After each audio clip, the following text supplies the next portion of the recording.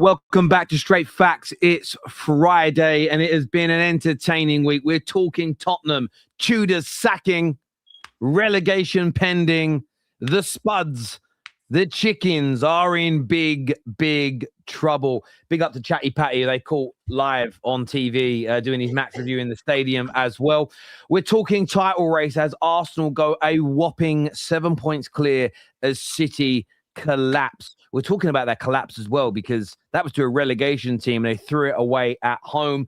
We're also talking Chelsea because we didn't have a lot of time in the week because of all the games. The Premier League stupidly have them all at the same time. They cooked Aston Villa. They were back after their Arsenal defeat with an absolute huge bounce. They smashed Villa, Palmer on fire, João Pedro with a hat-trick. So we're deep diving into Chelsea's resurgence today as well. Do us a favor, if you haven't done so already, please hit the like button. Get yourself subscribing to the show as well. Plus, anything else you want to talk about, feel free to get your member chats in, your super chats in, if you want to direct the conversation in a particular way. But gentlemen, it's been an eventful, it feels like a weird 7 days. I was saying to Tom before we went live, in the last week, like both, we've all won one and lost one in the space of the last, since we last streamed, which kind of changes the outlook of the show somewhat, really, because we kind of are where we were at the beginning of last weekend, if that made sense. There's been no change. It could have got worse for some of us. It could have got better for some of us. But how are we all after an eventful week of Premier League football? At least none of you have to watch that same game again tonight. Yeah, we will be there. We will be there. I got to do it all again tonight and hope that we can this time get over the line against 20th place. Oh yeah, what do you mean we're not going to be watching? We're gonna be there, bro. What do you mean we're not going to be watching? We're going to be there. I'm not going to be watching. You can watch. I won't be there. You're not watching it, yeah? Tom's not a proper fan. Okay. That's what you're doing. Why are you doing that for? You're game away from the quarterfinal, bro. I'm going out and having a laugh. I'm enjoying my life. I'm not spending my Friday nights. Put myself through that. I'm going out having some bevies with some mates. That I'll enjoy myself. I'm not going to sit there and go, listen, lads, I'm not going out tonight. I need to watch Arnie slot ball. How comes when you're going out? How comes when you tell us what your plans are? How comes it's never that you're going out with your girlfriend? She's not real, is she? Your girlfriend isn't real, is she? I can't. She's down in London at the minute. I'm up in Liverpool. I'm not doing a 3-hour train journey to get down there on the Friday night. Oh, is she from down south, yeah? Yeah. Oh, raw. Don't wait. What you say?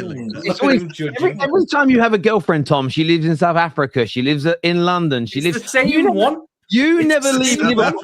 Hang on. You never leave Liverpool, but your girlfriends are always from 3, 4, 5 hours away. I don't. How does that even happen? I'm not going down to see her now. I've been down to see her plenty of times. It's the same one as has been for the past 3 years. Bro, let man dibble and dabble, man. Let man dibble and dabble. You know what I mean? Do your thing, Tom. Yeah? There's loads going on, but I wanted to start off with Tottenham because they are in absolute dire straits, and we can all rip into each other's teams a bit here and a bit there. And I think that, we often have a lot of fun with that. We often have a lot of fun with it. However, Tottenham, this ain't hyperbolic. This isn't over the top. This isn't an exaggeration. They are not just in a relegation battle. I think they're one of the favorites to go down now. Their fans have got no energy. Their players have given up. Their supporters left at halftime. Tudor's on a boat. He says they're going in the right direction. He liked what he saw yesterday. But Don, they look destined for relegation, don't they? Oh, mate, they are finished. They are finished, man. From the get-go, Terry, like what I kept saying about Frank is, listen, give him a bit more time. They're missing Kulu, they're missing Maddison, they're missing Solanke right now. Let these guys get their key players back and, hopefully we'll see something. But he couldn't, get things right tactically with the players that he had. The Tudor guys come in. I'm seeing man playing Porro at right centre-back and Archie Gray at right wing-back, bro. He's moving mad. You have 3 losses on the bounce, right? I just look at this team right now, bro. They're not fighting for the badge. I'm looking at the teams around them. I'm looking at Forest. I'm looking at West Ham. They've both got better teams right now. It might sound funny, but they're both on better form. They've both got more balanced teams. I look at West Ham. I can see a Somerville. I can see a Bowen. I can see their midfield. Well. I can see their midfield. They've actually got players in there that can do something Disasi's come in there and he's helping them, get these clean sheets, defend a lot better. They're on better form right now. They've already beaten Tottenham. I think they'll finish above them. I think Forest will finish above them. I just don't see a light at the end of the tunnel for these guys, bro. Yeah, they've got Anfield next. I know Liverpool, you've been getting results recently, to be fair, Tom, but it hasn't been the most convincing performances in all honesty. But I don't see Spurs getting a point. We'll get the job done against Spurs. The problem we had against Wolves is they've got a bit of fight about them. Tottenham have no fight. They've got no fight. They've got no fight whatsoever, man. And then when you've got players, your key players, Terry, like just doing nonsense, like Van de Ven last night. Come on, like what are you actually doing? Right? I couldn't agree with you anymore because I put the review on after what you said about where he got himself sent off, right? Even if you concede there, you've got so much time to come back. I said the same thing about Chalobah when Chalobah got sent off against Brighton at the Bridge. The same thing happened with Sanchez, right? You've got so much time to come back, bro. Just concede the goal if you need to, yeah? But keep 11 men on the pitch, right? Romero's coming back. Now Van de Ven's gone. Is it for 3 games, isn't it? No, it's only one game. It's only one game. It's not violent conduct. Yeah, it'll be one game. It'll be one game, but it's a big game against Liverpool. You know what I mean? So it's dark for these guys right now, man. It's honestly dark. Before it was banter, but it's actually a real thing. The only positive thing for Spurs fans, Terry, is that there's more teams now that are going to be in the playoff as of next season. Remember, I told you guys that like 2 weeks ago. They updated but that's a competition with a trophy at the end. Are we sure they're going to have the mentality to get over the line, win that trophy? Yeah, with Spurs, if they come back up, they won't win the championship. They won't win the second. They'll come second. That's where it'll be. They'll be the team that comes second. Do you know what's really mad? I've been having a lot of banter with it and the whole, let's do free CV writing courses for the content creators and all of this. But when that third goal went in, I was live on the United stand, but I was watching the game. That third goal went in and I don't know. It changed my... Sometimes you see this in movies. Sometimes you see it in TV shows. Sometimes it happens in real life where somebody's the butt of the joke. Everybody's giving them stick. And then sometimes the joke can go a little bit too far and you start feeling sorry for them. That is how I felt with Spurs fans last night. I started messaging Chatty Patty and the guys. Are you guys all right? Are you okay? Like, because this isn't me trying to create a headline. I don't need to. They are going down. It's confirmed in my opinion. And it's what all their fans are saying. We're done. There's no fight. They're walking out early. The West Ham fans aren't saying they're down. Forest fans are not saying. In fact, Wolves fans are not saying they're down yet. There is something. It's all about perspective. And they are not meant to be where they are from a Richie's point of view. And I want to throw you guys some stats at you guys, or some facts more than stats. They would be the first ever English team to be relegated whilst playing in the Champions League. Ever. Never happened before. They would be the first ever European team ever to win a major European trophy and to be relegated the following season. They would only be the second team ever to be relegated during a season of being in the Champions League. Celta Vigo did it in 2004. They will also be the wealthiest club ever relegated in football history. This is why when people say things like, oh, maybe the Leeds one was bigger. Leeds were dying on their ass financially. West Ham are not as big as Spurs then or now. When you factor in all those, they're a Champions League winning team, a European Cup winning team, and they are so rich in comparison to other relegated sides in terms of revenue, money they can spend, wage bill, the richest club ever to go down.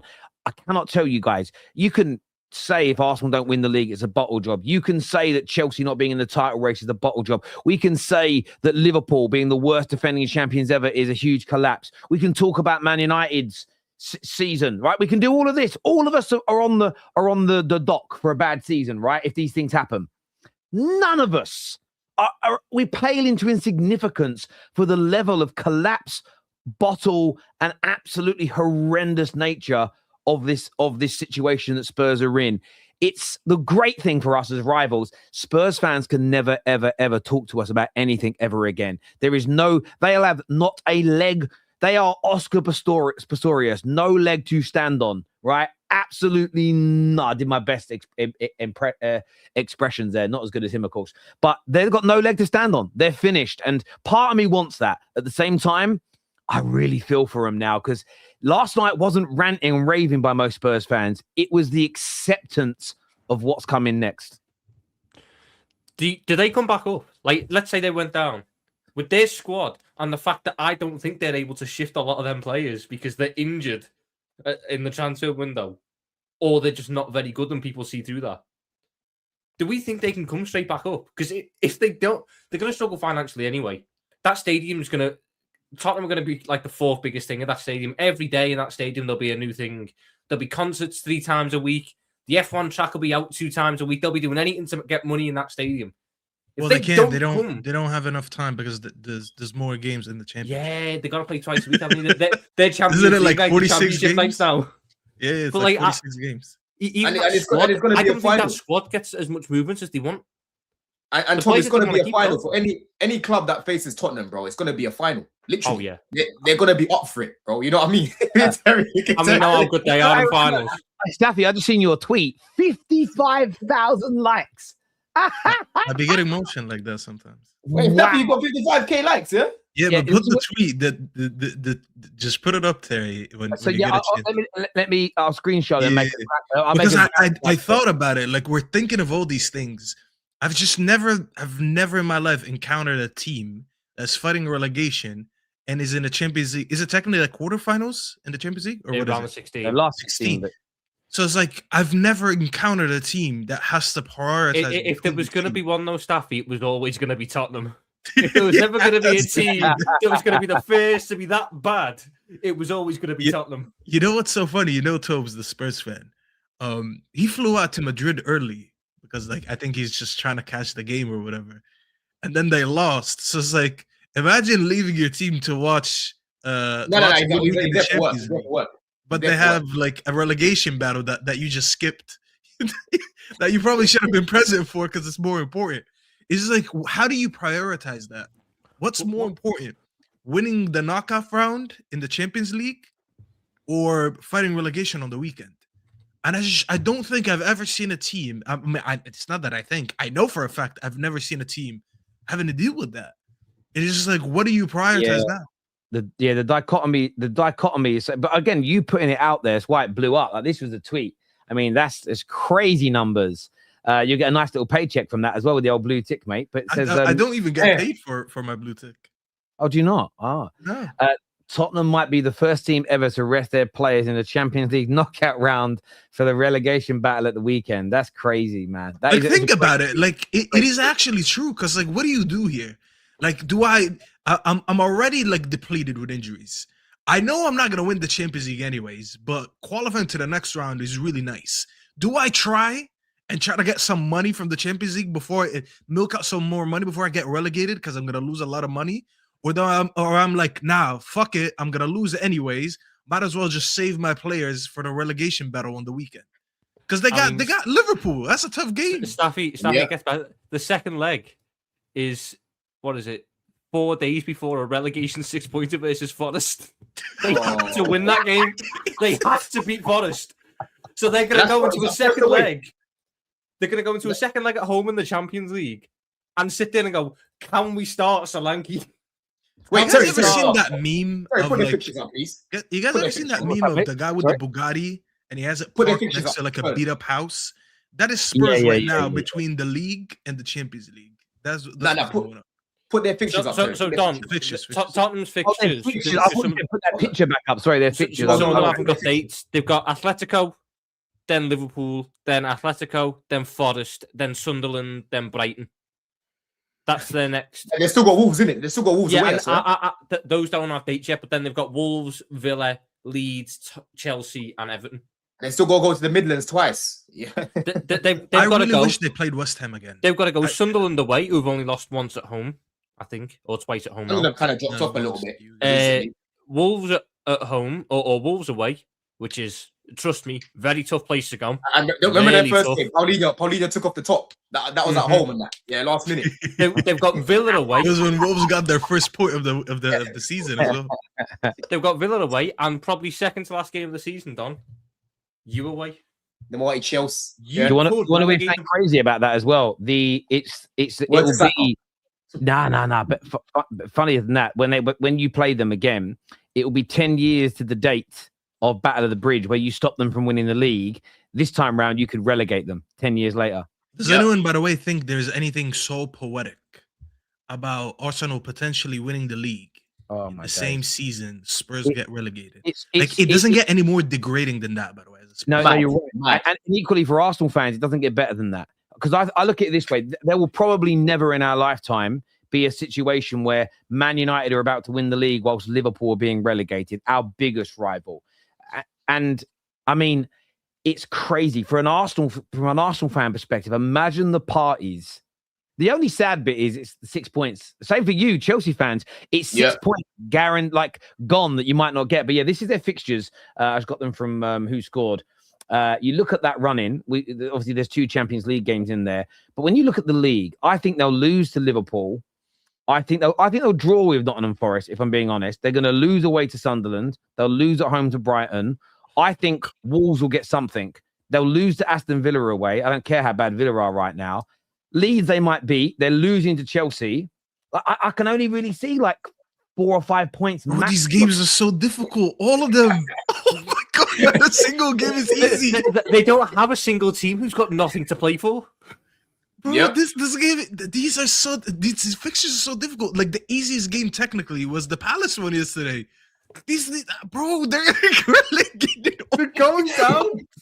Oh my god, look at this. But that's the crazy part. Like, again, I put £1,000 on it a few weeks ago when it was 7-1, and I got called a madman. But I looked at it and I just looked at how they were playing. Maybe it's the benefit of covering the games like I do, where I'm watching all of them. I was watching them play, and it's crazy. But I know that Nottingham Forest are down, but I'm also going to put West Ham's up, right? Because I think West Ham's are an interesting one to look at the same time when it comes to this relegation battle.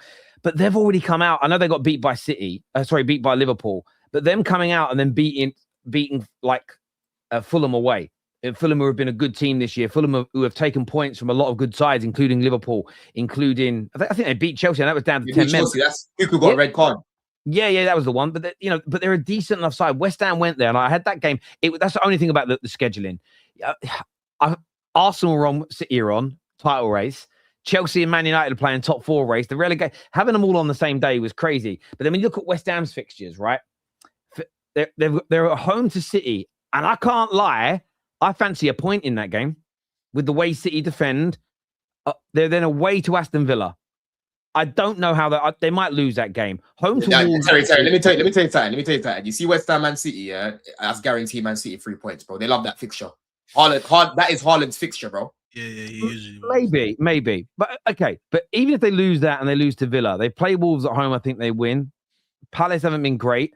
Home to Everton. Again, this is the difference between them. It's very similar teams they're playing, right? However, they're playing a few teams that won't be playing for too much later on in the season. But I think even more importantly, them and their fans are up for this fight. Facts. Where Tottenham are not. So all those home games, the Hammers are going to be raucous. I'm not saying they like being in a relegation battle, and Dan Lawless won't like me saying this, but it's kind of like their natural habitat.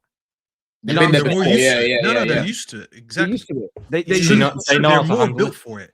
Their players are built for it, and their manager is definitely built for this. The one thing that we're not mentioning about the difference between the two is the managers. I think one thing we all got right here, all 4 of us, is that when Igor Tudor got hired, and we spoke about him on that one Friday, we all laughed. That's number one. And we all said, yeah, this probably confirms them getting relegated. It's like there's certain men that you need in certain circumstances. If I'm battling relegation, if I'm going to war, I'm not trying to call no Croatian Serie A manager. I need a Sam Allardyce. I need a David Moyes. I need a Sean Dyche. I need one of these guys.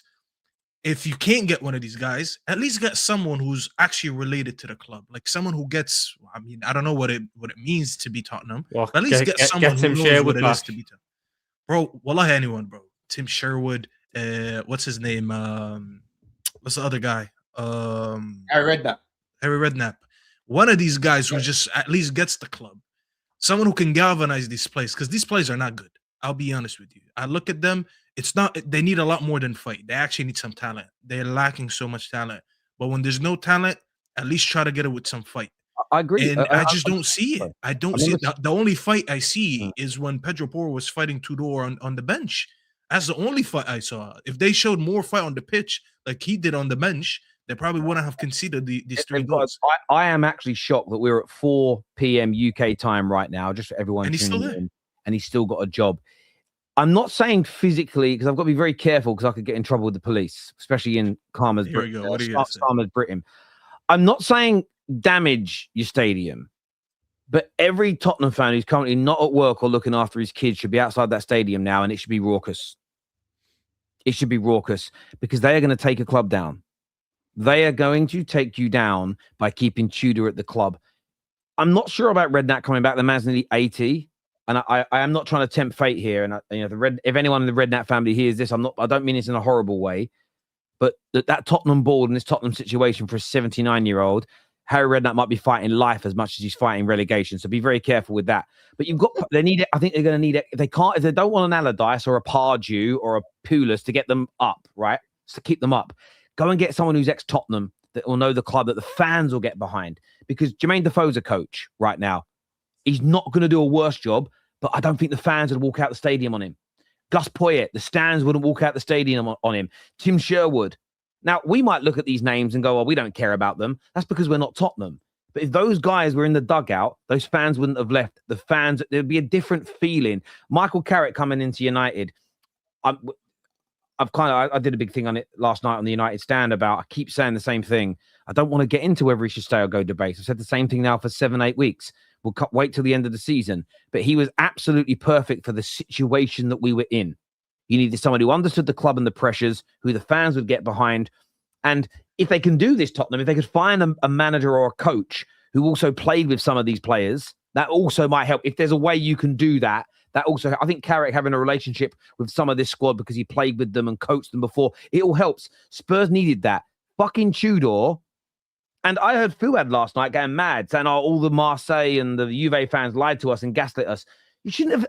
He's got a 38 win percent ratio. It would have taken 2-minute research to go there. But you can't say someone's that good a manager, especially when he's managed top teams in their countries, to have that lower win percentage. He's bad. If he had a 40% win ratio and he was managing Luton in the Premier League, you'd go, fucking hell, that's good for Luton in the Premier League.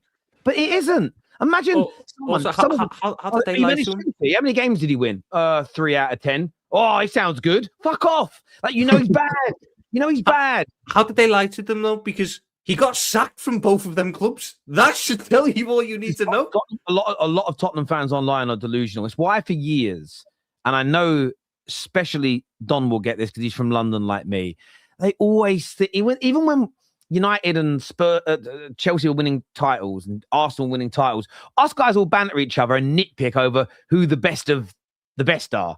They would sit there nowhere near us, and they actually used to think they had more better players, better this, better that, better. Yep. They just always think they're better than what they really are. That white kit honestly makes me feel like Madrid. It's weird. It's so funny, Terry, you say that, because I was talking about Walcott the other week and how much I liked him before, right?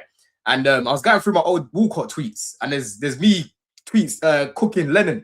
I used to call Lennon the B-Tech version of Walcott, bro. You know what I mean? And that was back then. That was back then, bro. You know what I mean? So yeah, man, Tottenham have always just been, like I said to you, Terry, bro. I knew 2 Tottenham fans growing up because I'm from East, right? And I'm not from Northeast, like Walthamstow area. You know what I mean? Like that's near North. I was late.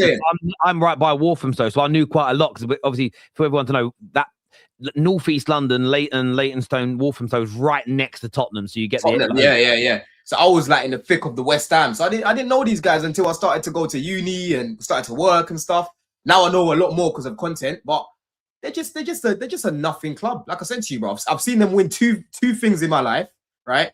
And right now, bro, I know it's going to be dark if Arsenal win the league for Chelsea fans, right, and for myself. But Tottenham this summer, if I was Patrick and these guys, I'll be gone for weeks. Yeah, you won't be able to catch me nowhere, bro. Yeah, nowhere, bro. And the championship, it starts early as well, isn't it? Yeah, it's like what do you think happens to their players? It's like 4th of August, but when we're doing our last pre-season games, they're going away to Charlton for their first game in Championship. What do you think happens to their players? That's the conversation. They lose a lot. They lose loads. They're going to lose a lot of them. Yeah. Who man taking? That's the question. Exactly, and that's what I want. That's why I was asking this. I want to do this real quick, Terry, before we move on to the next topic. I'm going to give you guys some names. and you tell me, would you take this player at your team or not? Obviously, me and Terry are united, so he can answer, I guess, on my behalf. So I'm gonna go. So some of the players that started yesterday. Anyone taking Vicario? No, hell no, hell no. Okay, Pedro Porro. No. Maybe. No one? Nah, I'm not. Decent backup, maybe to someone. I He don't know. starts for Spain at right back. I think there's a better player in there than Tottenham show us, but I would maybe consider him. Nah, man. I think he could be a decent squad player. Yeah, I'm I mean, all right you- with I mean, that. I've already got Gusto. Well, you've got Reece James. Yeah, I get why you wouldn't want him. Yeah. Reece and Gusto. That's what I'm saying. Okay. I'm all right with my ones. Okay, Yeah. Danso. I think we all say no. No. Nah. Now here's the big one. Van de Ven. I'll still take him. Probably, yeah. I'll probably take him, yeah. You would. You I'll called still him take him. overrated Yeah, the other week. I've realised centre back more than anything.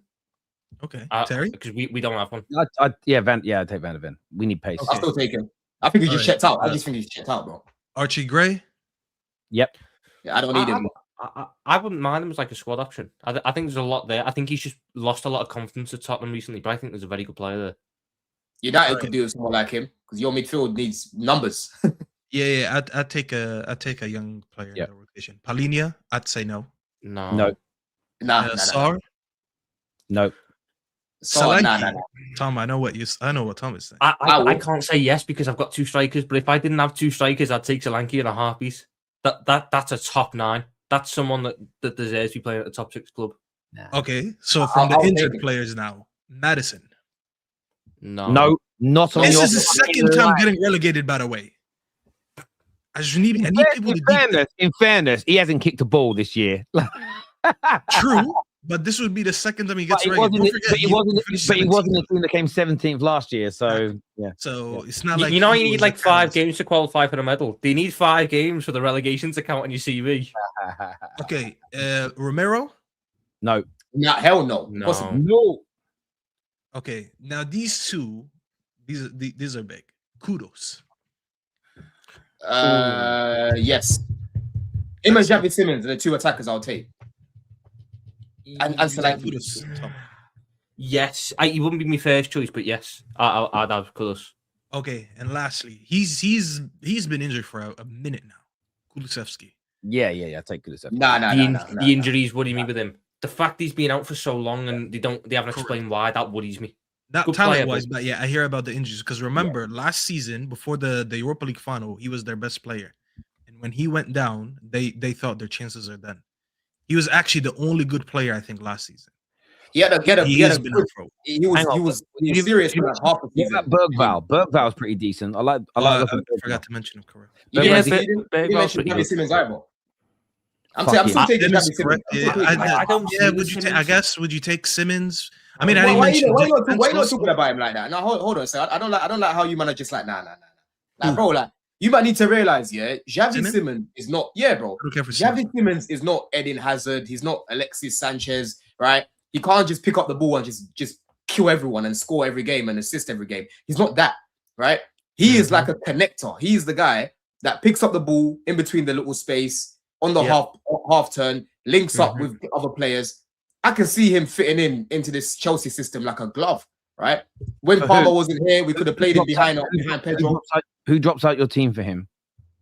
On the left, we were playing Enzo there. I wouldn't take out Enzo, but I'm saying he can play off the left. He can play behind the striker if needs be, right? I think it'll be good with the players that we've got because we've actually got technical players. Man looks up at Tottenham and his XL bully Gallagher, right? And Paulinho. What are you really doing with these guys? Yeah, but I don't need that at Liverpool. I've got my connector. I spent a lot of money on my connector, and I need quick wingers. That's why Kudus is more of the guy that I'd look at there because I need a quick guy. I'm not sure about Xavi Simmons. I see the technical quality there. I don't know. Maybe he'll improve, but I don't see the physical attributes to play in the Premier League. I see him as a rotational player at best. He's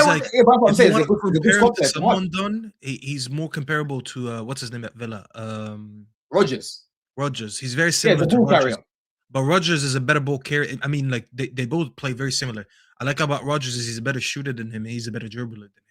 Bro, stylistically, the problem is we take Rodgers. the problem is we play in Manchester. Manchester's very rainy, but more so windy, and he might blow away. He's too lightweight for me. I don't even You know the one you didn't mention, Staffy? If he can get his injuries right, I'd have a look at Udogie. If he can get himself fit. I looked at his name and I was like, I don't think there's a anyone good would left take back him. there. I still think there's a good left back there. I just think he's really gone off the boil with his injuries. Jed Spence as well. Would any of you take Jed Spence? Because you can do both, can't you? No. Do you know what? I know Jed Spence's agent. So I'm not going to say anything. I'm good friends with his agent, so I'm not going to say anything. So I think he's a decent player, but like I don't know. Like I look at him, I don't like right backs that play in left back because like he just reminds me of Dalot. What's the reason why you can't be a very good right back? Like if you're right foot and we consistently have to play on the. He had a period. I remember saying on a match reaction where I was looking at a period where he was like looking like one of the best fullbacks in the league, and he's just gone off the boil again. And he's a very good Premier League player. Don't get me wrong. Like what I've been told, what I got told by the agent is that he's. You got cut off there. He done it deliberately. And that's it. So because of that reason, right, I can't even notice what he said. Yo, anyone who can read lips, please tell us what he actually said. It's about Jed Spence, yeah. Like he's solid 1v1, yeah, but I just feel like he's a bit limited, man. I like how good he is defensively, but other than that, like going forward, bang average. He hasn't really got a cross on him. Premier League player. Really got like if you have aspirations to win the league and do far in the Champions League stuff like that, I don't know if he's my first candidate. I hear that. Let's jump into these super chats here. This says Spurs relegated, Arsenal win the league. It's a dream. I mean, for Arsenal fans, it would be crazy. Staffy's Spurs Tottenham garage sale going on here. Garage sale. Sorry for you Yanks. The championship will be a slight boost in viewership for a couple of weeks. But by the way, I do actually think the EFL are begging for this. It won't just be. It will actually make a lot of us watch a bit more of the championship because I do think it will make us take interest. How are Spurs doing? All their plan. I think people will have more of an interest in it if Spurs were there. So do you hear the Palace fans were chanting, "Say hi to Millwall." Like I don't get what the Millwall thing is in London because I don't live there. You guys always talk about that. Millwall, so Millwall from Southeast London. The club plays in Southeast London. The actual place of Millwall is not actually in. Anyway, it's another debate. But Millwall are renowned for being the most violent and dangerous fan base of it out there. Like the firms in the 70s and 80s, but it's carried on now. Like you don't want to go. And it's like, also, if you go to that part of Bermondsey in Southeast London, it's like a throwback. It's like you're back in the 1960s. It's kind of a weird place when you go there, right? Their fans are... It's all broken noses, missing teeth, eye patches and scars. And then that's the women, right? It's a madness down there, right? It's a madness. So, yeah, it's not a nice place to go. It's an horrible... When Leyton Orient played Millwall once, I went to the game with my brother. And honestly, it was one of the funniest things. Leyton Orient is a genuine family club. There's no firm. There's no hard nuts. It's just families, right? And Millwall filled up this whole side. And the way they were throwing coins and things over, it's such a small stadium. We're sitting there going, oh, this is going to be horrible when we leave, right? And I've never been so happy to see, as we're leaving the stadium, there's about 2,000 of the fuckers. There's all these West Ham fucks waiting outside. And I was like, oh, thank God. Thank God. Bro. To protect us because the police weren't doing nothing. The police couldn't even stop it. It was I was sitting there because I'm not a football hooligan. I ain't getting involved in that. All these West Ham thugs waiting out on like Leighton High Road. I've never been so happy to see thugs in my life. We got to like, we cut through Coronation Gardens and then just headed up to the tube. Well, I lived by the tube station in Leighton back then. But yeah, that was a madness. Millwall fans. Millwall West Ham got the biggest rivalry, right? And I think this was 2009. So 2009, Millwall drew West Ham in the cup. I think it was the FA Cup, yeah? Bro, the tickets for kids at the time were £5. So me and my boy went, because my boy's a West Ham fan, innit? So, go to the game, yeah? I'm like, yeah, why not? Let's go.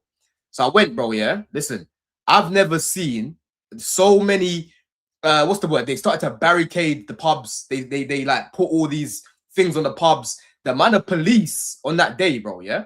Madness. Don, I was working in the branch. I was in that back, the Barclays branch at the time. We obviously used to shut at like 5 o'clock. And that day we shut at 3. Because they had to come in and they boarded up the inside and the outside of the windows. It was like a war zone. So so this is like, they're mad. I got in there, yeah. All I heard is, oi, it's Millwall. It's Millwall. There was a guy sitting behind us with a black leather jacket. These West Ham fans have realized it's Millwall. I've never seen a man get punched by so many different people in quick succession, bro. Bear man was just jabbing him. They kicked him out. And then they even ran on the pitch. This was the game when they all ran on the pitch, bro. I think before the game finished, all these West Ham fans, Millwall fans, they rushed the pitch.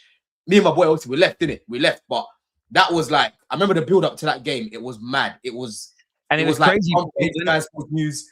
When West Ham were at Upton Park as well, you got to imagine, Staffy. It's like there's a few stadiums still like it. Anfield still like it. It's like a house that is in amongst houses and businesses and streets. Where now it's like on the Olympic Park where there's no places for anyone to hide. You'd walk, I'm being a United fan going to away games, and you'd walk down and you just get people come out of these alleys and go, "You United or West Ham?" I'd always say the same line to protect. I go, I'm late in Orient, man. I was going to my mate's house, right? I wouldn't say because they drag you down the alley and beat you up. It was a mad that them parts of London. Yeah. I do miss those days though. Let's just do some of these super chats before we move on. Terry, if Spurs go down, can you convince Henry to pull a Sol Campbell? Your show with him not happening anymore would be only negative. But I wouldn't not have Spurs fans on because they're not in the Premier League, because your football knowledge isn't dictated by how good or bad your football team is. All it should dictate is how much banter you give out or not. That's my only view. The shitter your team is doing, comparatively, the less you should run your mouth, but you can still give football opinions. Is he allowed to do Arsenal content now that he's not in the Premier League? Does he get a pass now? I think he does get a pass now. Yeah, me and him will still have the Arsenal big toes in our mouths next year, 100%. You know how it's going to be. Nice to know you let do it again. Nice to know you. Let's do it again. By Spurs. Big up, Tommy. If Spurs stay up, what should they do next season? Better players, better manager, but know your role. They've got to start talking sensibly again. I wouldn't be surprised. They'll stay up and sign one good player, and they'll start talking about title races again, though. That's the problem with Spurs fans. As a Chelsea fan, it sickens me. Okay, we'll come back to the Arsenal conversation a bit later.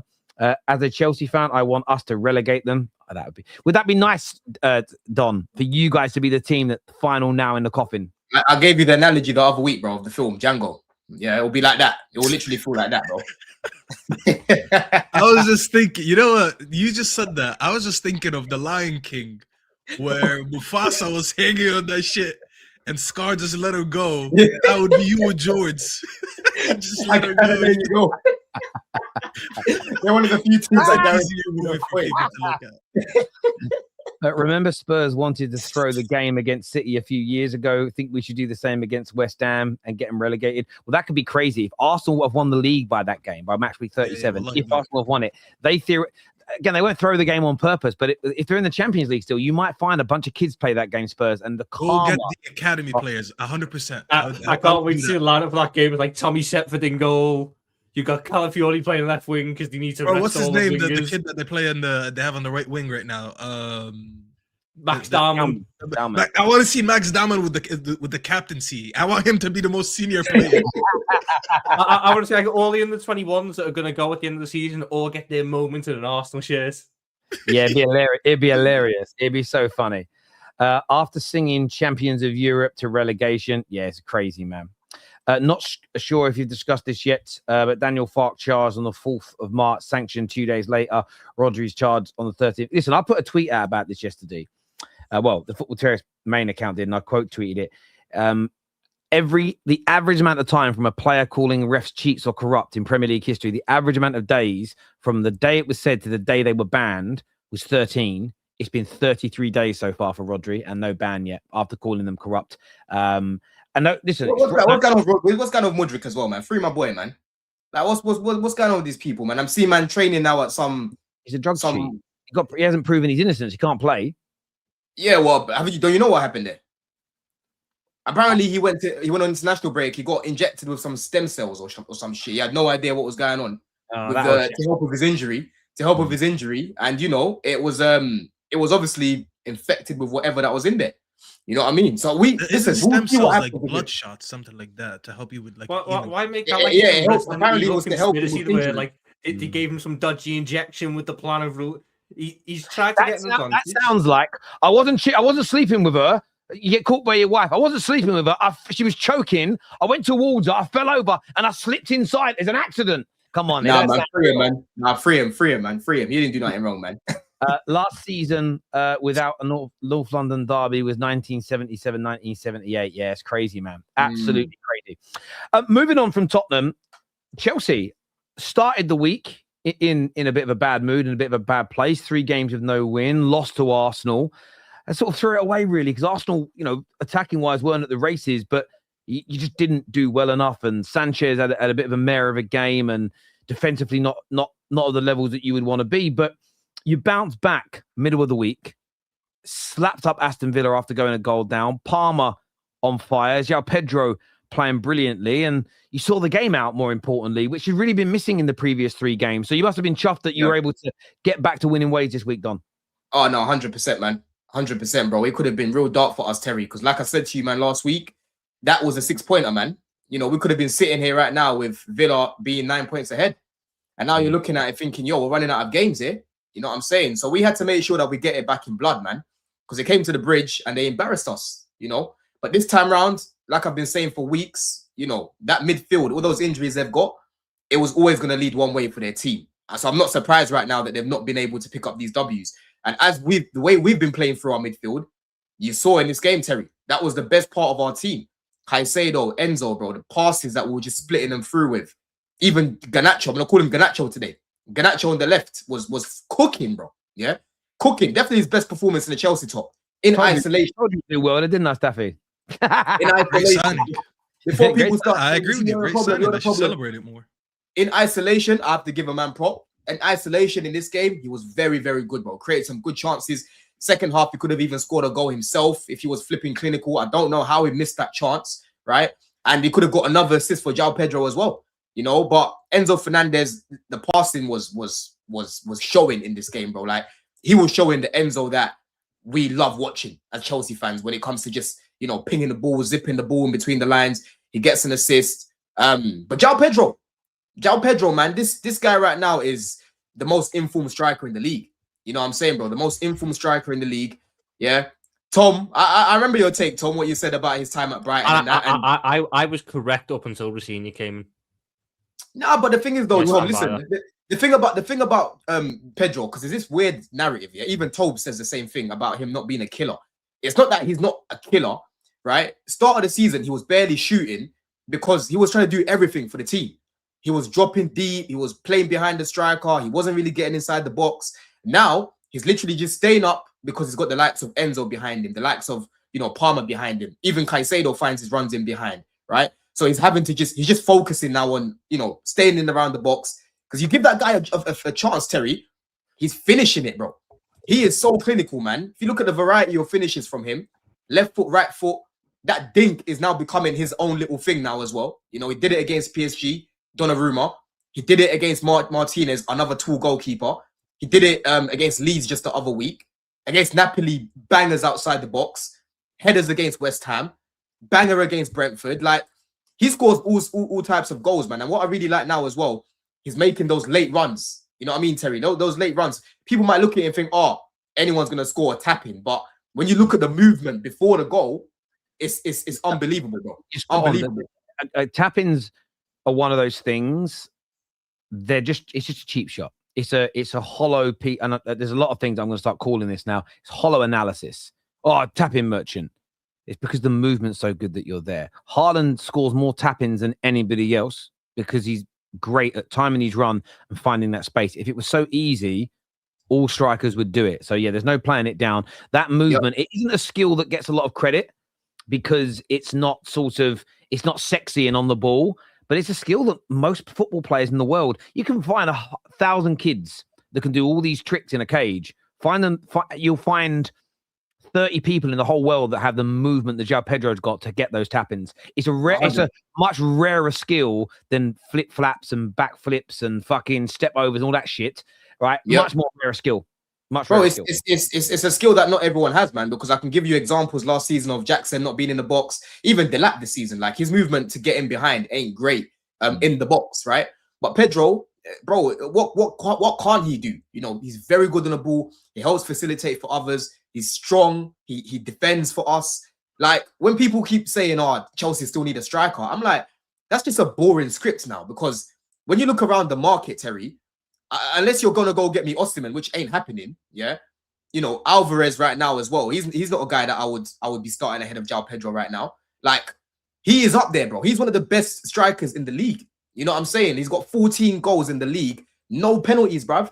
And most of that time he was playing without Palmer. You know what I'm saying, bro? Still got 14 right now. He could actually get to 20 because we're creating chances, you know? So he has to keep it up. He has to keep it up. But again, it goes back to the whole bigger thing here with Clear Lake. These are the sort of signings we want to be seeing in the summer, bro, right? João Pedro is the only starting level quality signing we made in the summer. Everyone else was all bench players. In the summer, I want to be seeing in Dai, bro. He starts.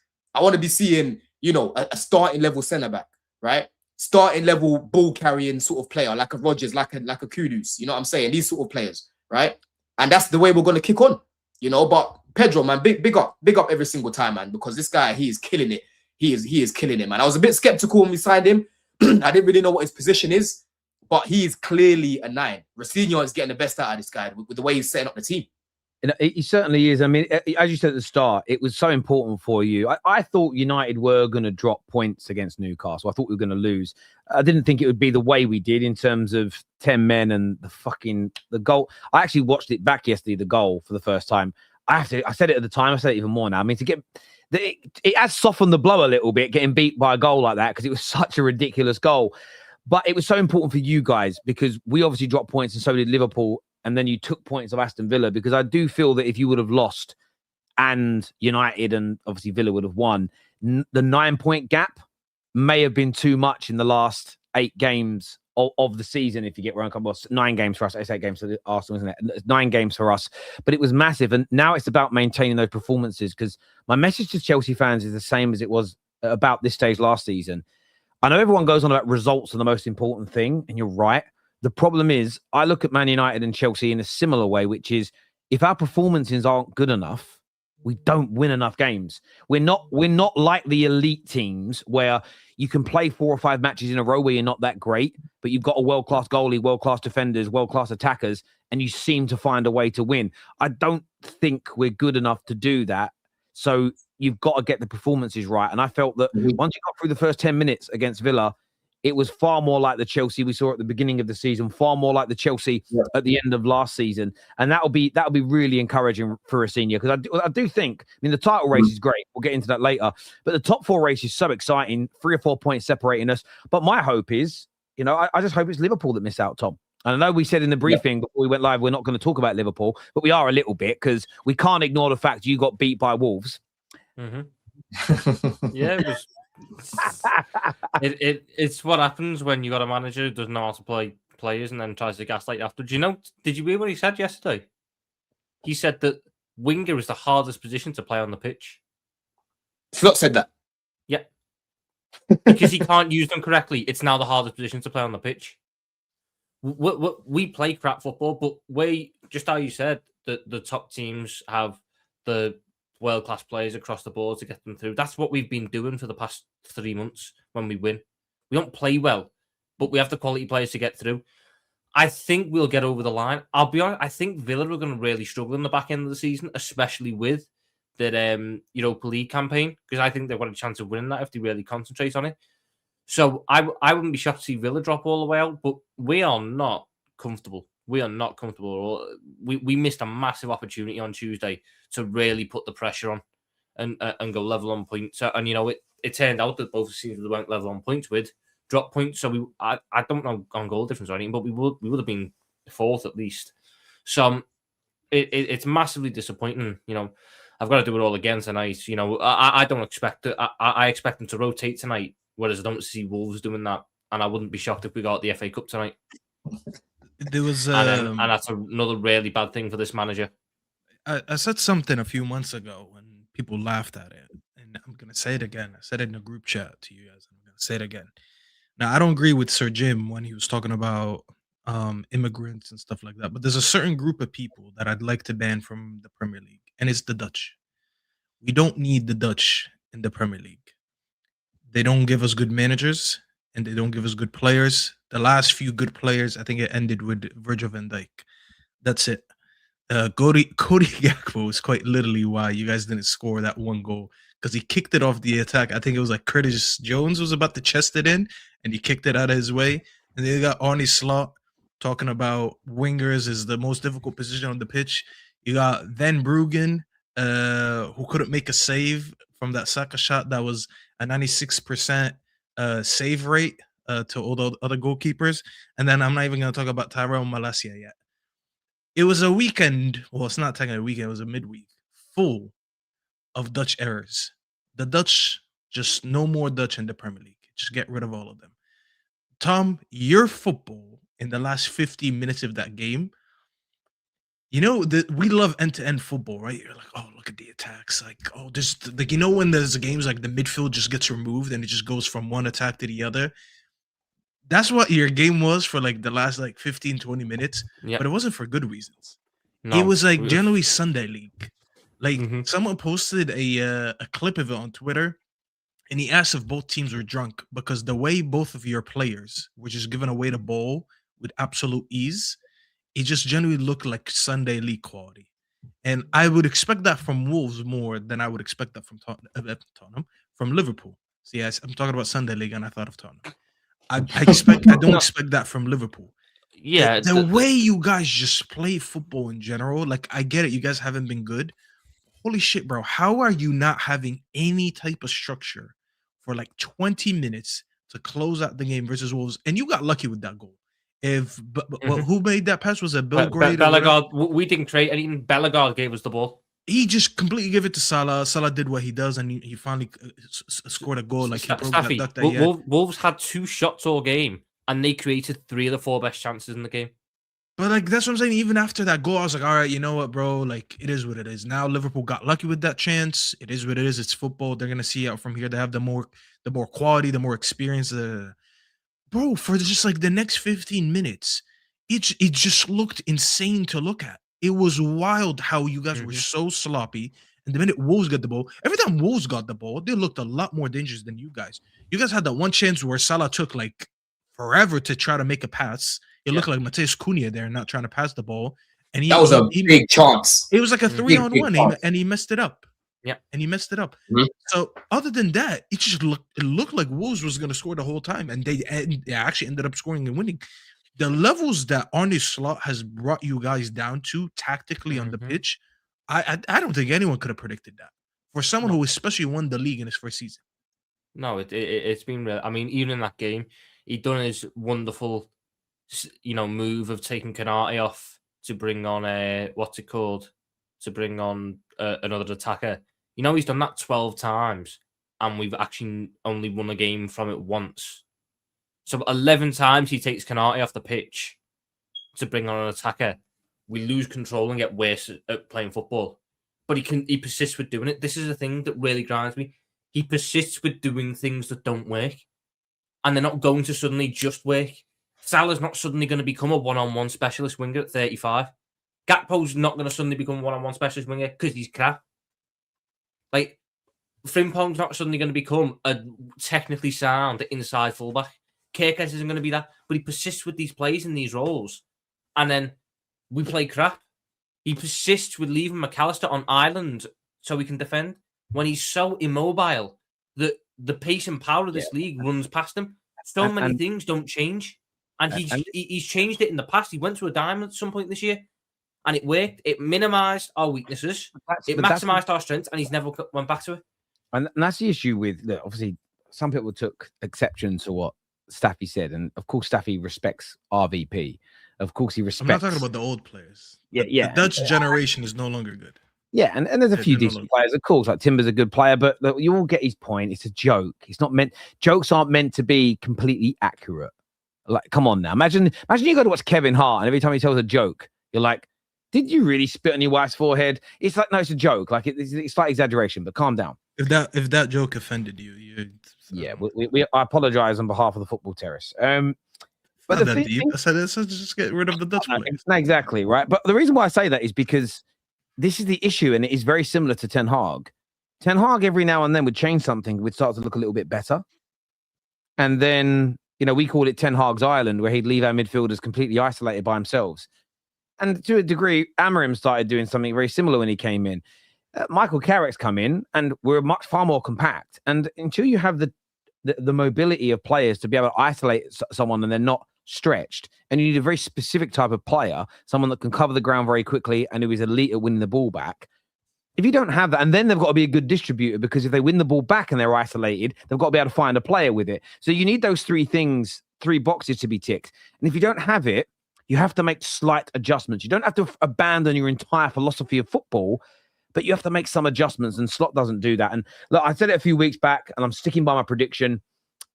I do think Liverpool are going to miss out on top 5. I do think Man United will be there. I think Chelsea will be there. I do think as well, I think Aston Villa will recover at some point. I just hope it is after United play them. I think they will, in these last 9 games, I think they'll find some sort of form again. I don't think they'll stay at this level for the next 9 matches.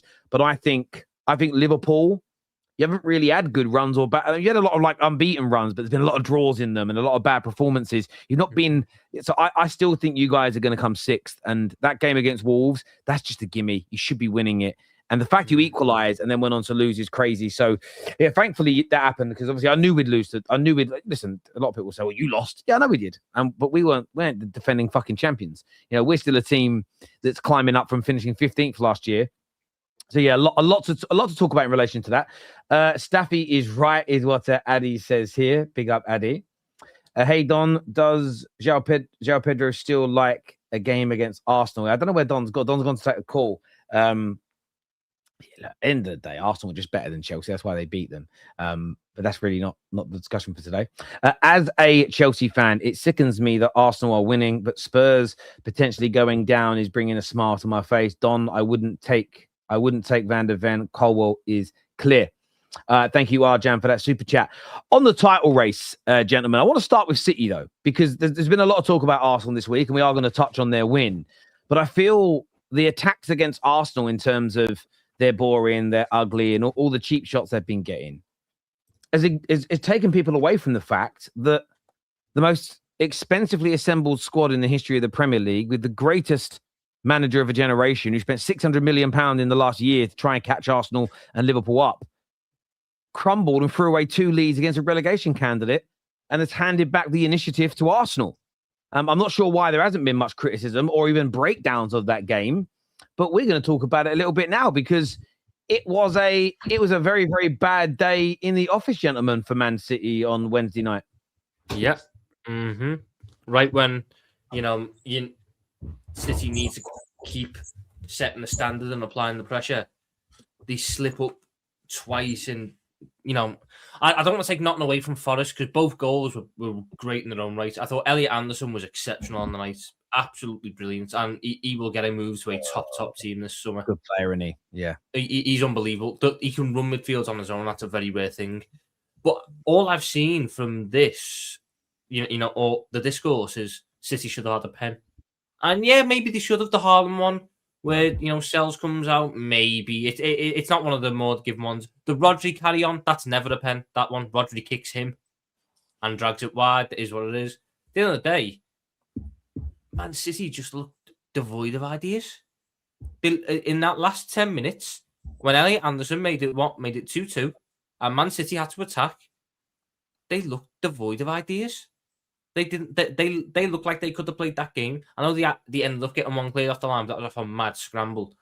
But for large parts of that 10-15 minute period, City were just passing it around the edge of the box with no way to get through. And do you think, Tom, though, that the reason that maybe they've run out a bit of energy because they over celebrated after beating you? Because that's the narrative, isn't it? Maybe. When you celebrate games, you take the promotional energy and then you lose later. Yeah, maybe. I mean, they did celebrate an awful lot that day. But terrible. This is where, and this is what makes Arsenal, this is what gives them the edge. Arsenal aren't throwing away as many leads as City. This has been a problem for City all year. Throwing away leads, conceding silly goals. The defense. They keep doing this every time they're getting closer to Arsenal. They just throw it away. They just, what I mean? Because Arsenal haven't even. That's the difference, isn't it, Don? At the minute, the games where Arsenal's games where they throw away leads are few and far between. They happen in spurts. They happen like 2 or 3 in a row, and then you don't see them again for a while. City, it's near on every game where they're conceding, and throwing away leads. It's happened all throughout. Mark Gay came in and was supposed to stem that.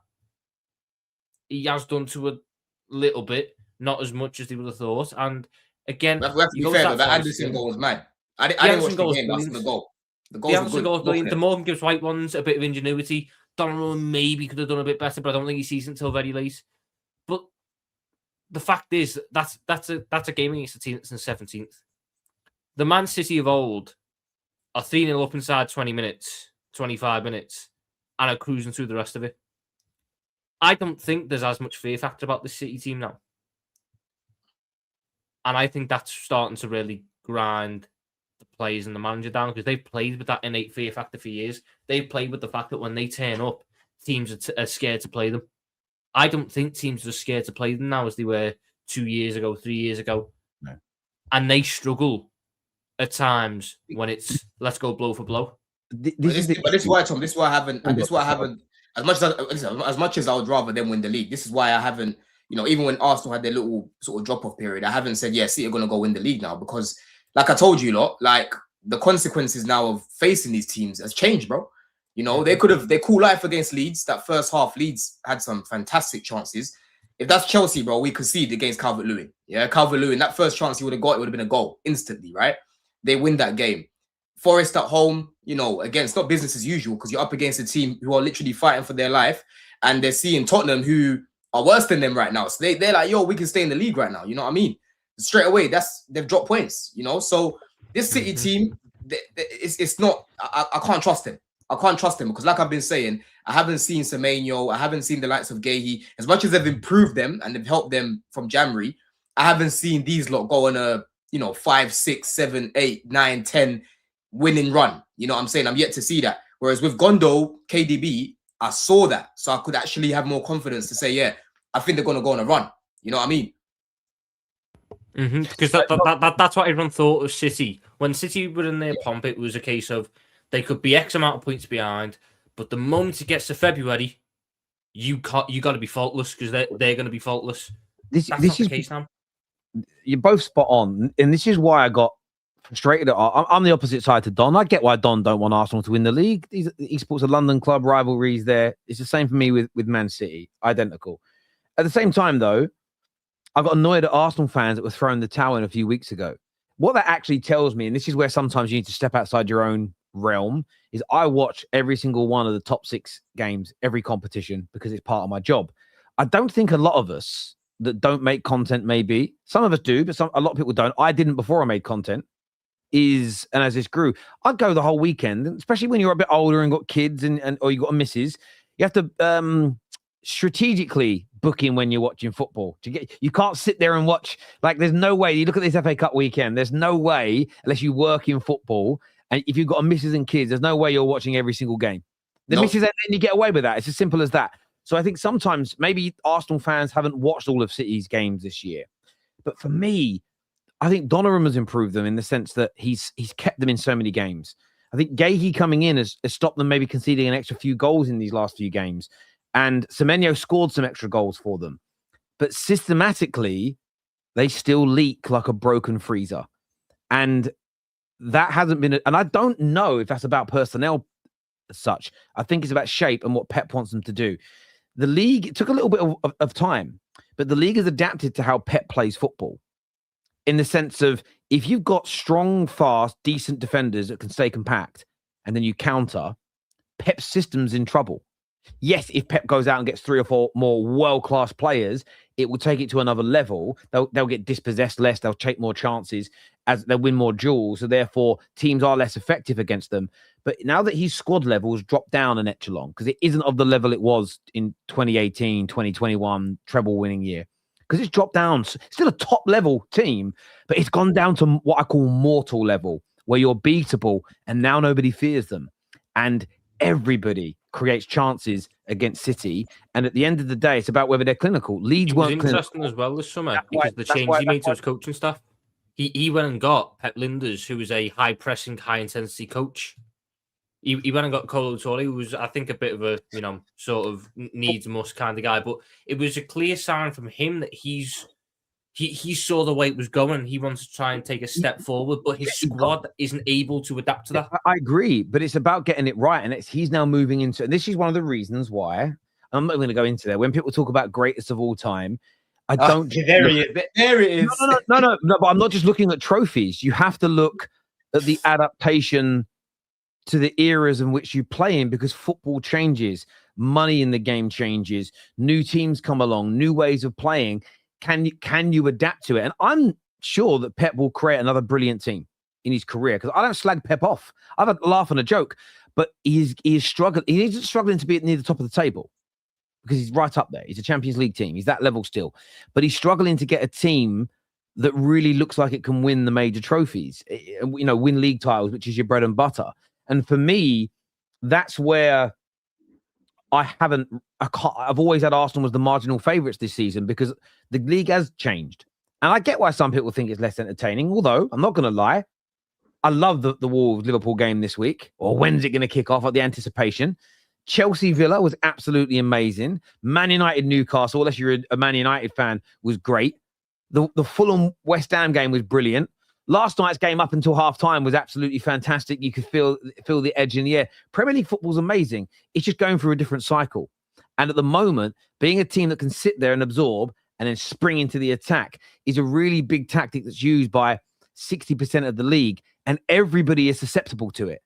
It's a bit like being a boxer. If you're in the ring and all of your opponents have got knockout power, there's always a danger. You might be the better boxer. Alexander Usyk is a better boxer than all the other heavyweights, and he can stay out of the way. But there's always that danger at heavyweights that a Dubois or a Anthony Joshua could catch him on the chin and he could get knocked out one punch. That's what the Premier League is like for me. And I really enjoy it. So Pep has got, if he's going to stay, he's got to adapt. And the team that's done it the best has been Arsenal, where, yes, some of their games are not the most entertaining for a neutral, but they're one of the very few teams that in the vast majority of their games don't allow many attacks. Brighton had so much of the ball and put the ball forward so much, but how many gilt-edged chances did they create? How many times did they actually break the defensive line? They couldn't do it, and that's their strength. And that's where Arteta has seen the change in football before Pep and before a lot of other managers, and built a team that, because your job isn't to play the nicest football. Your job is to play football that's going to win the league. And if teams are adapting how to beat the way Liverpool and the way City were playing and winning league titles, the stupid thing for Arsenal to have done is go, right, well, let's just copy what Pep does. Well, no, because if teams are finding out an antidote for that, shouldn't we find the antidote for the antidote? It becomes a game of chess, right? And I think that's what's gone on here. And Pep City team have been not left behind, and I think people can go over the top with it. They're not a shit team. They're not one of the worst teams of all time. They're just on a mortal level now. And if you can be defensively resolute against them and you can counter-attack well, you'll beat them. And I think West Ham have got half a chance, but I do get your point. They always beat them. But Chelsea played them in 2 games' time, and I think Chelsea... I think you beat them at the Bridge. Don't look at us like we owe you anything, bro. You know what I mean? Don't forget about it. If you Arsenal fans, hoping Chelsea get a W against these guys, forget about it, man. It's not happening, right? We haven't beaten them since the Champions League final, right? Every time we play Man City, we have brain fart moments from the goalkeeper. We miss chances where we should not be missing them. You know what I mean? Like it's been years. It's been years since we've beaten Man City. And to be fair, like the past few years, it's been getting more even. It's been getting closer and closer, right? But I'm telling you, bro, we can play better than... It's similar to Arsenal. There's times where we play better than them, Terry. Like even when we went away this season, when Enzo scored the equaliser last minute, I thought we were a better team for most of the game, right? But we just can't get the result against these guys. So for me, I'm telling you, how I am right now, it's on these guys to prove me wrong, because they are dodgy. They are dodgy. Can Chelsea beat City? Yes, we can. We can beat anyone. But do I believe that we will? No. You prove to me. I misdeluded, Don. I don't like this. I'll be honest with you. I get where you're coming from, but I think it'll be a draw. When I say a result, I think you're going to stop them from winning. I think you'll stop them from winning. I think you'll get a draw against them at the very least. Bro, have you seen how many points have dropped at the Bridge? Yeah, but you might be winning 2-0 and then draw 2-2. I'm just saying, I think you'll draw. And then what happens if someone gets sent off? What happens then? I mean, listen, you're not going to be the first. I just think you'll get. I think you'll get. I mean, you drew with them already this season away. I think you'll draw with them again. Yes, yeah, we'll get someone sent off this time. You sound like Don. You sound like you're in a hard place right now. You sound like you don't want to beat them. No. Bro, I do want to beat them. Of course, I want to beat them. Listen, Giuseppe asked me yesterday, "Oh, do you want to beat City, bro?" Listen, if it's on them to beat us, right? I know it's gonna annoy the, if we beat them, we're helping Arsenal, cool, whatever. But we're helping ourselves too. You know what I'm saying? No, you're not helping Arsenal. Again, that narrative is just banter as well. It's hollow. It's a hollow point. You are helping yourselves. Like we're helping ourselves, but exactly. We are helping Arsenal. That's what I said. We're helping ourselves, but we are also helping Arsenal, bro. Like Arsenal want teams around the teams to be facing Man City to be taking points off them. So if we get something, obviously we're helping Arsenal, bro. You know what I'm saying? But I'm more focused on what we're doing. But like I said, I don't believe in these guys until they start to change this thing, because there's a narrative that Chelsea are better against the bigger teams. I don't know if you lot have seen that record against Anfield and that. Yeah, you haven't won a game. It's away. Chelsea haven't won a game away from home against a fellow Big Six team other than Spurs for 5 years now. It's crazy. Exactly, bro. You know, it's always draws with Liverpool. It's usually draws against Liverpool. It's usually recently draws against Arsenal, losses here and there. Man City draws, losses here and there. We can never get the dub. So yeah, it's on these lot to prove me wrong, man. I hear that. On Arsenal, 7 points clear now, Staffy. They saw it through against Brighton. They've had a couple of games where most Gooners will admit they weren't attacking at their highest levels, but they're 7 points clear, 8 games for them to go. I think they need 6 more wins out of the 8 games. It's back in their hands. How are you looking at the title race now? Do you think that 7 point gap's enough for them now? I think it was a great week for them. It doesn't matter how they got the points. They got the points, and City dropped the points on the same day. And they extended the gap now to 7 points. Obviously, we still know City have a game in hand to potentially make it 4, but still, at least I think there's a whole mentality shift right now, knowing that it's no longer in City's hands. I mean, it was never really in just City's hands, because whoever was going to win the game between them as the points stay was going to win it. I didn't like how people thought because it's in City's ground, I guess that makes it more in their favor. I don't know. It was actually in both teams' hands. But now it's just solely in Arsenal's hands. Arsenal just continue to win your games, and it's over. You could lose to City, and you'll still win the league. And I think that's gonna create a huge mentality shift for them. As for City, I don't know, bro. There's no guarantees that they're gonna bounce back from this one. Who's to say that City won't draw points again next game, or any more games until they play Arsenal again? I think this game, the Brighton game, just picking up the points in general, regardless of the performance. I didn't get to watch the whole game because obviously the United game was like 30 minutes after, so I switched to that game. It didn't look good. Speaking to my Arsenal friends, they said they didn't play good. They didn't enjoy the game, but they said all that matters is that we got the 3 points and we left. And Brighton was usually a game that could be a little bit tricky for them over the last few years. I don't know what the exact record is, but like it's one of the like not easier games, I should say. And they left with the points, and that's all that matters right now. And are they going to win the league from now? I mean, I've stayed consistent with saying I still think they're going to win the league. So obviously now that the point gap got expanded to 7 when it was like 5. I mean, I guess that makes the claim even stronger. So I've never once switched up and said that City are going to win it. But I do think, yeah, I think City dropping points is a huge thing for Arsenal right now. And I think it was like, according to Opta stats, I don't remember the exact percentage, but I believe it was like 17% City and 83%. Yeah, something like that. Yeah. So it's a huge difference now. Tom, do you think after Arsenal had those back-to-back draws against not Forest, it was somebody who they played before Wolves? I don't remember the game. They drew with Brentford. Yeah, they drew with Brentford, then they drew to Wolves.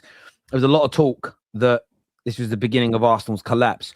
Do you think Arsenal have shown that they've grown from a robust perspective, a mentality perspective, to then bounce back from that and beat Spurs away from home, to beat Chelsea, and then go away to a difficult Brighton ground and win?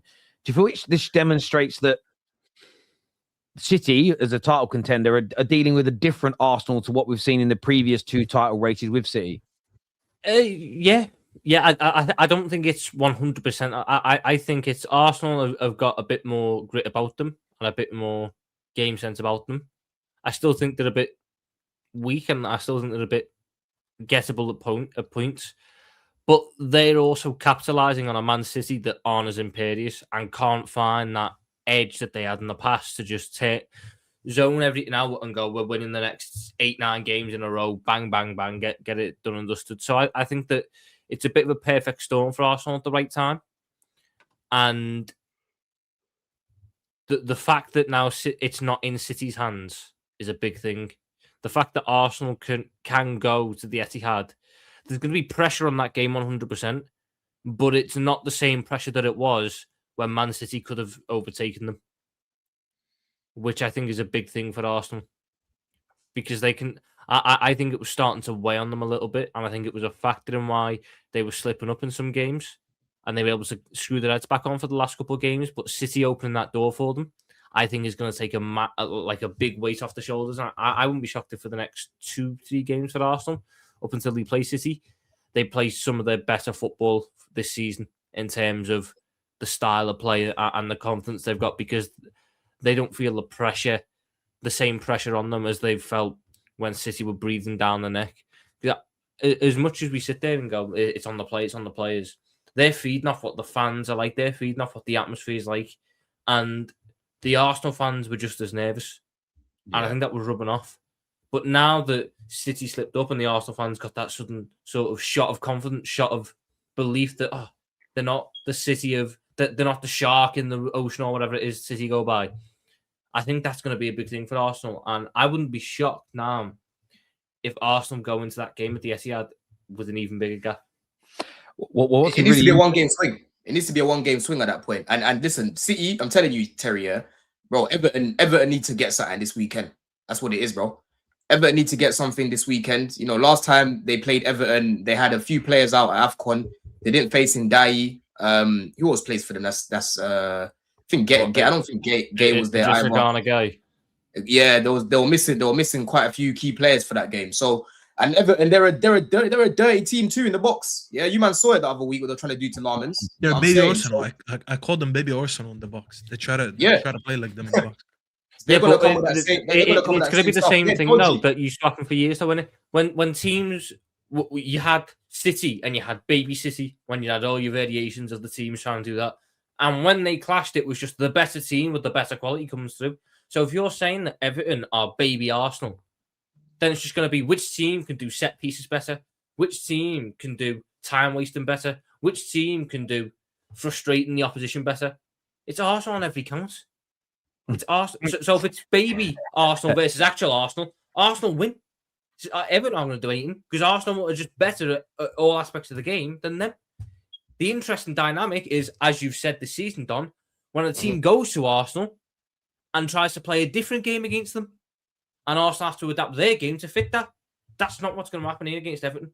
So if you're hoping Everton are going to get something, I'm just saying, Everton are dodgy. They're a dodgy team. No, I'm not saying that Arsenal are they haven't got a chance of beating them. I'm just saying that that ain't gonna be no straightforward thing. I don't see that as a straightforward game.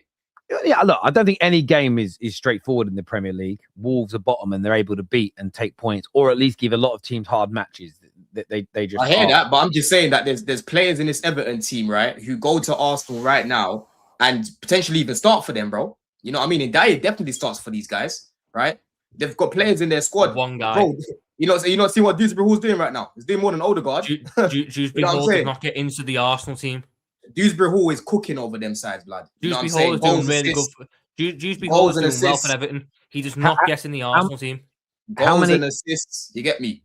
Okay. Yeah, I wanted him to play more at Chelsea, if anything. And it's even funny because when he left, bare Chelsea fans were begging him. Oh, why did we sell this guy? Oh, you know what I mean? They've got players that can hurt them. That Barry guy, I think is meaty. But one thing about him is physical. He's a physical guy. Okay, Dom, but like I just said, that of course there's no easy games, and you said you hear that, and then you go on to say why it's not an easy game. I agreed with you. You didn't need to defend the point. I agree with you. The team at the bottom of the league is capable of beating anybody in this league. So there's no foregone conclusions. But I think that what you will see in the next, I totally agree with Tom. I think you'll see a better Arsenal in the next 2 games because the pressure will be relieved. You could feel the pressure and the anxiety that was hanging over the team and in their fan base. The positive for Arsenal, though, is they have 2 games at home, where City have 2 games away, and they also play before City in both games. And I think that if Arsenal beat Everton next weekend, there's more chance that City slip up against. There's more chance that City slip up against West Ham. They then don't play a game again until game week 32 because they missed the following weekend because they're in the Carabao Cup final together. And then Arsenal play 12:30 on the Saturday against Bournemouth. And then City play on the Sunday away against Chelsea. What's crazy, a lot of us have been thinking, myself included, that the game at the Etihad could be the decider. If Arsenal are able to win their next 2 games, which they are the clear favourites for because they're at home for both of them, if City drop any points in that game, the Etihad game becomes not inconsequential, but it becomes far less important. Arsenal could lose it and then still win the league by 2 or 3 games. So, yeah, look, it's going to be an interesting run now that City drop those points. Let's jump into some of these super chats here. The blue sharks are now the bluefin tuna turned into sushi, is what Ade says here. I stand here. This says, I understand Don asking his players to prove they can beat City. However, Chelsea managed to draw against City at their home ground under an interim manager in their very first game. A draw that does seem more the realistic possibility. You see, this what I'm saying. Yeah, this is why you lot are so funny. You know, you lot are so funny, because the moment I turn around and say, yeah, we're gonna beat them. Oh, you're deluded. You're this, you're that. When I'm like, yo, I'm not trusting these guys. It's on them to prove me wrong. Oh, Don wants to lose. Like Staffy said, I can't win either way, blood. I can't win either way because the agenda is on me. You know what I'm saying? The agenda. To be fair, Don didn't even predict a win against. No, Arsenal. but to be fair to Pav, against Arsenal or Villa. Hang on. But Pav hasn't said that you're predicting a loss. He said he understands what you're saying. So he understands you. He's not disagreeing with you. He says he understands you. He says, but he thinks a draw is a realistic result. You've drawn with them already. He's not saying. No, I'm not saying Pav. I'm saying right now the narrative is just funny now because it's all nicey Chelsea. You know what I mean? But on a normal day, it's you've got no chance. CH is gonna come to the bridge and beat you. Now we've got a chance. I ain't buying that shit, bro. You know what I mean? It's on these players to prove me wrong. Because I'm tired, Terry. I'm tired, right? Because I don't know what side of the bed these men are gonna wake up on. I don't know who's gonna decide to get a red card, right? I don't know who's gonna decide to wake up and just miss shit in front of goal. Because one thing about these guys, I told you, bro, they can beat anyone. But it's mentality. It's a mentality thing. Most often than not. Robert here says, Don and Chelsea fans had chest versus Arsenal. Why not for City? Believe, Don, you can do it. You got a 1-1 against City. You're the OG mentality monsters. Yeah, man. Yeah. Don sounds like a Spurs fan who would prefer to go down than to win and stay up and also give Arsenal an advantage. Okay, so now I sound like a Spurs fan, yeah? But usually I'm delusional, apparently. I can't win with these people, Staffy, you know? I can't win with these people, bro. I'm being real with it. He literally said the same thing against Arsenal. I can't win either way. Let's go back to last week. He said the same exact thing. In fact, no, Don did say the same thing last week, that he can't trust his team. He predicted a 1-1 just so he doesn't predict a loss, because he doesn't want to predict a loss against his team. So I don't believe that we're going to lose against Man City. I didn't think we're going to lose against Arsenal, but bro, that game had draw written all over it. And if anything, we had the better chances. I predicted a draw against Villa too. You know what I mean? So it is where it is. It is where it is, bro. Don't be looking at me right now for a confident prediction with Chelsea, because I am not confident in this team right now. The game in hand is going to be squeezed into an already packed schedule for City. Keep that in mind. It may or may not. I mean, they've got to get past Real Madrid. And I think all of these things are really significant. If City get knocked out by Real Madrid, which is plausible, then their schedule is a lot less busy. They get knocked out by Newcastle United tomorrow. That's less games again. And this is where, listen, I think there'll be an interesting conversation for Arsenal fans later on in the season if they're truly on course to win, do the treble, because there is only one treble, FA Cup, Champions League, Premier League. But if they're on course to win 3 or 4 trophies or the quad, the conversation around what's better between that and the Invincibles will be a really interesting one to have. But that'll be when there's a conceivable chance of it happening. But what they will see is exactly what I've been talking about for 22 years, but since that debate has existed, is that if City was to go out the Champions League in the next 2 weeks and out the FA Cup, it then frees them up to focus solely on the Premier League. Where Arsenal, if they're in all the competitions, it's a case of, well, it's a harder thing to focus on because you've got to rotate more. Your legs are getting tired more. If you then go on to win 2 or 3 of those trophies, whilst other teams are maybe only in 1 as you get to the latter stages, it's why that achievement is so amazing. It's why doing the treble, for me, the only thing that can beat it is the quad. You could argue, or an invincible treble maybe, but you can't. It's so hard to maintain. And by the way, 99 with 3 subs and only 4 or 5 men on the bench. Like, the world's different now. It's slightly easier, I suppose, on paper to do a quad now. Bigger squads, 5 subs, etc. A treble, sorry. But that's why, like, when you say they've got to squeeze it into a busy schedule, we have no idea by the time that Palace game gets played what competition City are in. By the way, the other way could happen. Arsenal could go out the Champions League which I then think almost guarantees you win the Premier League if City is still in it, because the game load's different. So yeah, look, it's probably better for Arsenal that City stay in the Champions League to at least the semi-finals. Probably better for Arsenal, but we'll see. If Wolves get knock out Liverpool tonight, can we get a Wolves scary title? I'll do it for you tonight, Wolves. I'll do it for you, boys. I bantered Liverpool for losing to Wolves. Ram, that wasn't a good point against Wolves. Is he telling me losing is better than drawing? A point is better than losing, in my opinion. It's context, Robert. Like, you guys leading 2-0 and not winning is bad for your title race. So, I mean, they were never actually winning in the game, but it wasn't a good situation for you to be in. But it's been recovered now, and you can go on from it. But I think context is key for that one. Great reaction to that Wolves draw. 2 derby wins and a tough win at Brighton. City haven't had half the scrutiny we have had for drawing with Wolves. Why? Because there's no money to be made out of criticizing Man City online. None. There's not enough people that care about it. Arne Slots gave it away cheap, like he is in the Red District in the Netherlands. What's the Red District? Don't speak about people from the Netherlands. People get offended. Ade, my bro. Hey, Don, does João Pedro still like playing against Arsenal? I mean, your players had to keep grabbing him to stop him, bro. You know what I mean? That's a conversation for another day. We ain't got long, got 4 minutes left, so we can't even talk about that too tough. No, I hear you.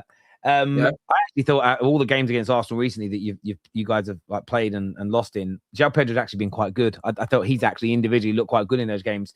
To be honest, look, I want to thank you all for tuning in today. No comments on the whole United ex-players saga that's going on, Evra and all that stuff. I'm purposely ignoring all that shit. You know, it's so funny. All of you lot acting the same about it. You know about enough. I can't imagine my legends doing this. I can't imagine JT Lampard doing it. Whatever it said today, though, I loved. I love that someone's come out and said it, because even though I don't know if Scholes, now the more I look at it, I'm more thinking maybe Scholes wasn't attacking Carrick. Maybe it was the people giving him shit for not being gassed about Carrick getting the job. But I think sometimes as Man United fans, and people love to do this thing where they go, oh, I'm allowed to criticize. It's not criticism when you're just out there being nasty. Like, my grandmother taught me, if you've got nothing nice to say, sometimes say nothing at all. And I think there are times when it comes to your own club, listen, part of our job as rivals is to try and rattle fat rivals and rattle them, get under people's skin.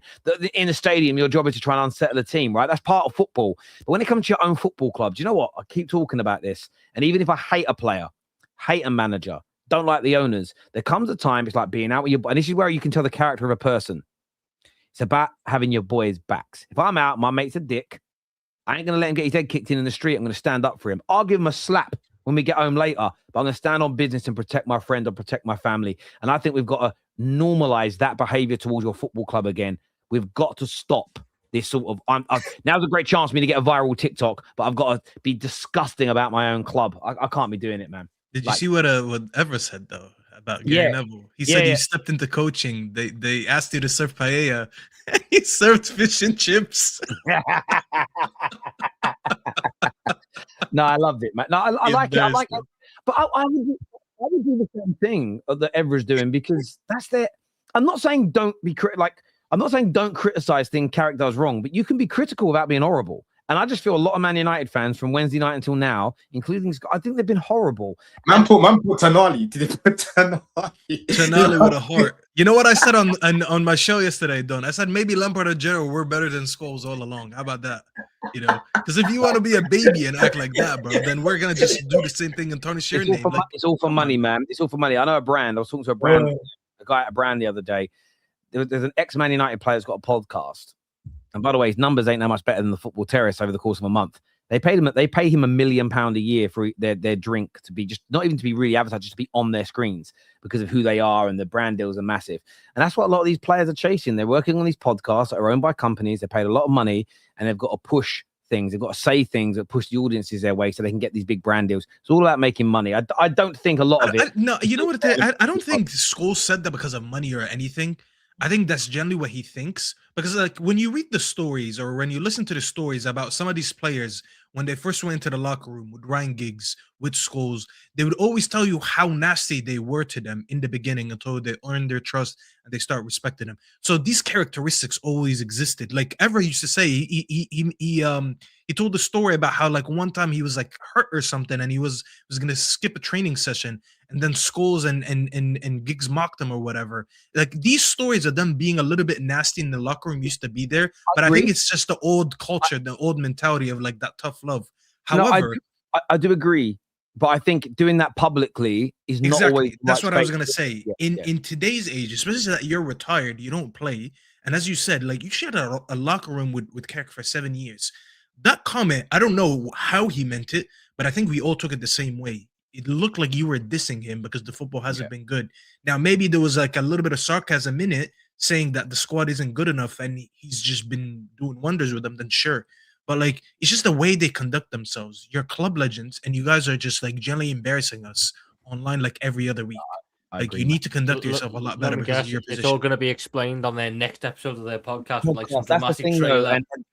On his podcast or the overlap is going to be. I think about it. I'm just sort of, and I'm like, people go, Jeremy, you speak about things, and I know I'm not saying there should never be any rants. There should never be any criticism. I'll give you an example of where I can again Mr. Consistency here. That's what I'm going to. That's going to be my new brand. I think Mr. Consistency. I was very unhappy with Jadon Sancho's performances and his behavior when him and Ten Hag fell out. But when the club started leaking story after story about how bad he was, straight out to his defense, going, this is too much. Why are we doing this? Why? We don't need to keep exposing all of this. We don't need it. I had a content creator say to me the other day, the reason that she doesn't like Michael Carrick is because he's boring and doesn't say things that are controversial, and she can't react to as many things. So it isn't as good for a TikTok. And I won't expose a person publicly who it is because, again, I'm then doing what they're doing, right? So for me, it's a case of, so one of your biggest issues with Carrick is nothing to do with his actual ability to do the job. Is that he doesn't create headlines for you. Now, deep that for a minute. If that, I don't feel that way as a content. I don't watch press conferences. I just think they're pointless. They just tell you what. I only care about the injury update in a press conference. That's it, right? Unless something mad's happened. But if that's how content creators think, I'm telling you, it's how the producers and all these podcasts that are paying millions of pounds a year to these ex-pros to be on think. They absolutely do. So for me, that's where it's really, really problematic for me. And I think a lot of things are being said because it creates attention. And I don't really mind it when people do it to right. But this is my view. If you're in a bad mood as a Man United fan, go take it out like we used to do on a rival. Why are you doing it to your own club all the time? That's the bit I don't get. Like, you know, people say, oh, I could kick something up the arse. In England, it's like I could kick a cat up the arse. It's like a turn of phrase when you're angry. We don't actually do it. We're not all like Kurt Zuma, right? But if you were to do it, I'm not advocating. Why would you do it to your own cat? Why would you hurt your own? Like, do it to another person's cat. Don't do it at all, though. I'm just saying. Why? Like, if you want to break something, now don't break other people's things. That's a bad example. But you get my point, right? Like, don't do your own things. So don't do your own things. Don't hurt your own stuff. Listen, everybody, anyway, before I get myself in trouble, until next time. Don't kick cats, guys. Goodbye. No matter whose cat it is. Cats. I'm not advocating. Even if it's a stray cat, don't kick it. Yeah, I'm talking metaphorically. Why would you kick your own, even if you were to do it? I don't don't get that. I've never. Yeah, we're going to cancel it. We spoke about the Dutch and kicking cats. Calm it down. Have you ever been in the mood where you want to break something? Where I want to like hit something, break something. Like, why break something that's yours that you need? Like, why hurt? Sometimes I don't get it. That's just me. I can't articulate it. It's like when people vandalize, they usually vandalize in public. They don't vandalize their own home.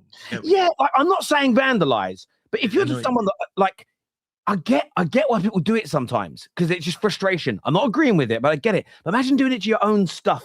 That's what I don't understand, but that's just me. I don't actually have a cat, by the way, and I love animals. My dog's lovely. Listen, people, sure that your dog is okay. We need a welfare check on your dog very soon. If I call him now, come straight in. Wait, the door's shut. It actually doesn't like this office, though, because I have to lock him in. Like, I keep him in here with me sometimes, and he hates it. He likes being able to roam the house. He doesn't like coming in my office. But listen, unless I've got food. He sits here with his face on my lap. He's straight in here. Listen, everybody, take care. Goodbye. God bless. And we're going to see you all again soon. Remember, don't kick cats. Bye.